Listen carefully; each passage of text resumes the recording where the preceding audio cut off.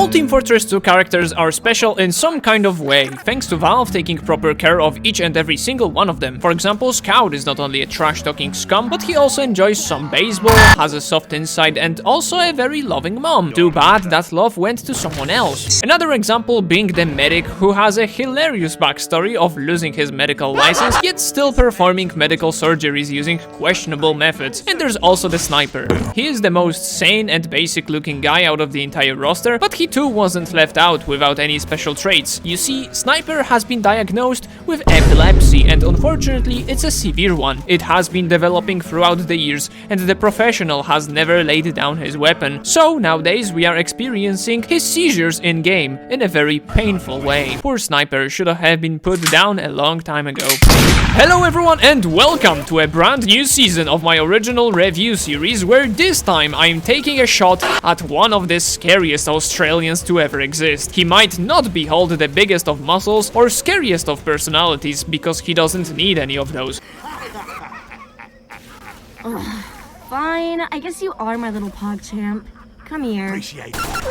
Thanks to his super fun primary weapon, that is the sniper rifle, all he needs to do is wait for you to blink, and all of a sudden you are no longer capable of playing the game. He also beholds a pocket AK-47 that is great at causing even more fear and chaos on the server, as when you see a sniper whip out his SMG, you know it's either going to miraculously hit all of its shots or miss everything completely and make a fool of himself. In those situations, it's just better to do this.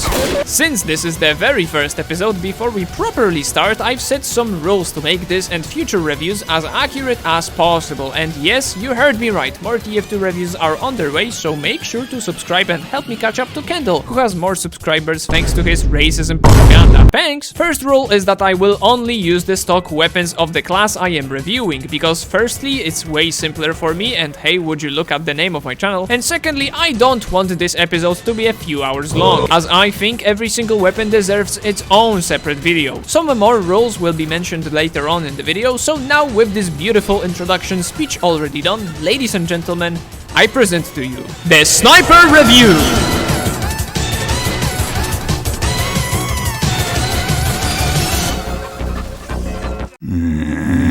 Just a second ago I mentioned that the sniper is one of the sanest classes in the game, and that might be a little over-exaggerated as he is a professional and all, I get it, but to basically turn down heaven to go back to life and keep on fragging, that's some horrid dedication. And yes, as you can see, I am taking comics into consideration too. And can I just say, I never read comics. Like, I never read them at all. I think I read DuckTales or something like once when I was 10, but holy smokes, if you somehow didn't read the main comics of Team Fortress 2, let me just say you're missing out on a lot of fun. Back to Sniper. Each class also has their own little video called Meet the Class, which is an idea Overwatch would later copy with their origin story animations. Sniper's case is so great, in fact, that the comics satisfy both the Sniper lovers and the Sniper haters, as not only does he get shot multiple times and die, big TF2 over here, but he also gets brought back to life thanks to some animal organs, and later on, after showing off his sneaking skills, presents very nicely how to properly play this class, and that is quick-scoping people from 2 meters away. The whole parent's shenanigans are hilarious to watch unfold, as they have to be the biggest sniper haters of all time. His mother, upon seeing him, decides to schmirk the nearest rocket and fly to space with a lot of alcohol to smooth the pain away, hashtag relatable, but also his father not only robs him, but he too schmirks his submarine that was his only way of leaving New Zealand. Oh, and by the way, yes, in TF2 universe, New Zealand is basically Sandy's home, but 100 times the size. Have I mentioned already that those comics are fantastic? The video, on the other hand, is way more toned down, but it still fits the personality of our Australian friend perfectly. The whole video is created in a form of a short documentary, so the sniper is actively talking to some poor National Geographic intern behind the camera at all times, even bringing him to his sniper nest. Yes, it is. Because professionals have standards. We can also observe how Sniper has discovered an infinite lemon juice glitch, and overall, even if he is the most annoying foe to play against in game, he must be one of the most down-to-earth, likable and dedicated man. I'm a bloody unicorn! Technically, Sniper is from Australia, meaning he has the fancy accent and a hat for free. It has nothing to do with sniping, but it's worth mentioning since every single time he speaks in game, I have no clue what is he saying. I had to enable subtitles to comprehend what was was he talking about in the Beat the Class video, and what's even worse, in the comics they even made his text Australian. Like, I don't remember learning what this means, other than the hat. Sniper's default look is just drip. Running around the map with this vanilla style feels so natural, and it's totally not because most new players pick up Sniper as their first class. No, no, no. When you think of Scout thanks to the modern society, I imagine him firstly with pink or lime cosmetics strapped all over his body. But Sniper is just a chill dude. Even the shoes, which are like 8 or 9 polygons, convey this professional style with the office look, especially when you compare them to other mercs like Soldier, Pyro or Heavy. What's one of those phenomenal design choices is also making Sniper drive a vehicle that couldn't fit his character more, the camper van. What I'd like to also introduce in this design segment is my personal favorite set of cosmetic items and explain my choice, so here I present to you my wardrobe choice for today's episode. And as you may notice, I left his head untouched, and it is in my opinion perfectly enough for him, and it's totally not because I don't have any unusuals for him, trust. And I shifted my focus on the rest of his body parts. The most important piece of this set are the pants in my opinion, as they give him some additional weight and also make him feel more in the field, if you get what I'm saying. He no longer looks like he just left out of his office, but instead like he is in the middle of his mission, and I absolutely love how everything above complements everything else. For the taunts, all of the interactive ones feel very mid. There's nothing special because Sniper is just the default guy of TF2, so skull cracking, fist bumping or any other interaction just plays casually and normally. The personalized taunts on the other hand bring so much character into him, like the killer solo, which might not be the best of quote-unquote taunts, but it highlights that showing off factor. Plus the short tracks he is playing sound sick. Also, small hot take over here, Zesty Jesus, a fellow TF2 YouTuber on the platform, should really reconsider his opinions on the taunts. You want to look awesome on that freeze frame when you kill someone in style, or the complete opposite. Laughing at someone is embarrassing them, and it does indeed taunt them, but even showing off your sax skills after landing some sick shots can be considered a taunt. Even the tent animation is a straight up taunt to the person you just killed, showing off you can just vibe in your cozy camping spot, and I will be the devil's advocate for the vehicle taunts. They look goofy, just like the bumper cards, and they are supposed to be goofy. You see these when you die, and the only message I convey from these freeze frames is look at this idiot in this clearly too small of a vehicle. Yeah, look how stupid he looks in that crap, and guess what?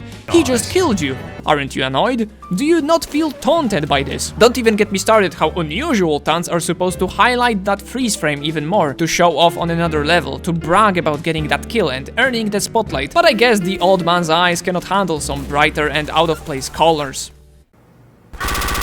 As I mentioned, Sniper is the most annoying class to play against, but unfortunately, it's the complete opposite case when you play as him. The satisfaction of playing with sniper rifles is present in most of the games. Players like this playstyle of high risk, high reward, be it Ballista from Black Ops 2, Widowmaker from Overwatch, or Sniper. There's something very appealing in outputting enormous amounts of damage in a single press of a button. Heck, the core of the game was to give players those high dopamine rushes. Just look at the scattergun, look at the Crusader's crossbow. God damn it, why do you think the market garden is so popular and fun in this game? That's the main shtick of the Sniper. You hit your shot on the enemy's head, you get rewarded with a nice amount of damage. Don't like it? Counter. Sniper has many counters. And the best one that is also very hard for some people to admit they aren't capable of doing is just to get better at the game. Opposite to some bland comment section dwellers, I will explain what do I mean by this. Firstly, snipers leave a dot on surfaces, so you can tell if they are aiming there or not. Usually if you see it, try not to go there, but if you must, then at least move in an unpredictable pattern, so the bugger at the end of the map will have to at least try to hit you. Secondly, mobility is very important, so to counter snipers, a good rocket jumping rollout or a sticky jumper are both great methods of gap closing to that pest. And once you do get close, come on, it's just a sniper, it's not a heavy with 300 HP. 2 rockets are more than enough to get rid of him, so even if he does get a lucky shot on you, you should still be in shape to at least finish him off. There's also the long game method of picking up spy and flanking around the entire map to gun down the camper, or take matters into your own hands and pick sniper yourself, engage in a battle of the century, and quickly find out who is the better sniper in the lobby. Sometimes it might just happen that the sniper that is causing annoyance to your gaming experience is spinning like a professional ice skater, and in that case, only asking kindly on the chat might save you in this situation. But if that doesn't work for some reason, then just leave the game. This is Team Fortress 2, not Valorant, not CS, not Overwatch. There is no punishment for leaving. Just go find another game or even start queuing for another match match without leaving. You're a mature human, goddammit, you can handle the situation on your own. Enough rambling about counterplaying the sniper because it's time. I disregard everything I just said because the way I play sniper can be only described as irresponsible. What I like to do is being in the front line alongside my teammates. Staying in the back might be effective, but I don't find much fun in that, therefore I run forward and let the god decide my fate. This leads to some interesting interactions, and I adore when they occur. If I die, I die. Too bad. Try another! But when you get a kill playing this way, oh lord, how satisfying it is to be rewarded for being stupid. I'm not even talking about random crits, and just the fact I can stand face to face with the enemy and by shaking my mouse and pressing the fire button once, make them disappear is one of the most enjoyable things I do in this game. Now I should be talking about the target priority and how important it is to get the most amount of value to help. What is this competitive mode? Just shoot people, don't care, don't bother, and don't miss. That's more than enough to be a good and useful sniper. But if you don't want to be a good sniper and you prefer being an evil sniper, just make sure to taunt after killing people. Dying in one shot is frustrating enough, but combining it with one of the core mechanics of TF2 will give awesome results.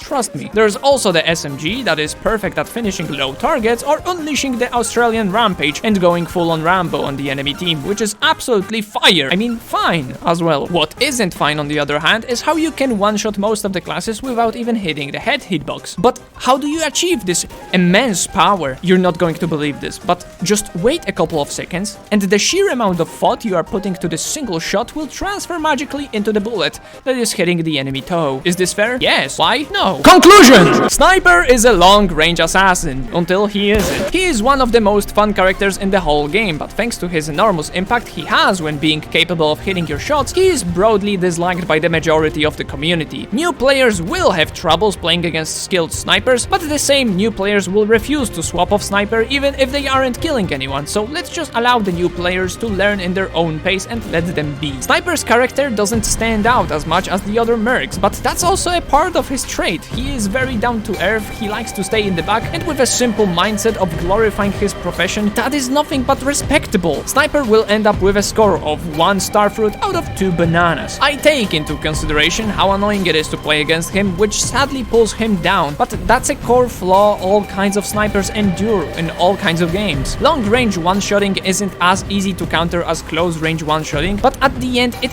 isn't impossible to counter him, and I always enjoy my time on him, either with the default set or other wacky items in his arsenal. As always, don't forget to let me know down in the comments what class would you like me to review next, and since the video is ending, it is time for a random outro of mine. Today I want you guys to tell me what else do you think I should talk about in this TF2 class reviews. Should I talk more about cosmetic items? Should I talk about the weapons more, or should I focus only on the meet the class videos and disregard the comics completely? Comment down below, and fingers crossed you guys liked today's episode, but if you prefer the original Overwatch 2 series, then the link to the playlist of that is down in the description. Oh, and also while you're there, if you'd like to, then come join the Discord server, where I talk about the videos I make, and you can help me out or share your opinions and ideas there. For now, that will conclude today's fancy old school TF2 episode. Thanks for watching, have a lovely day, bye bye.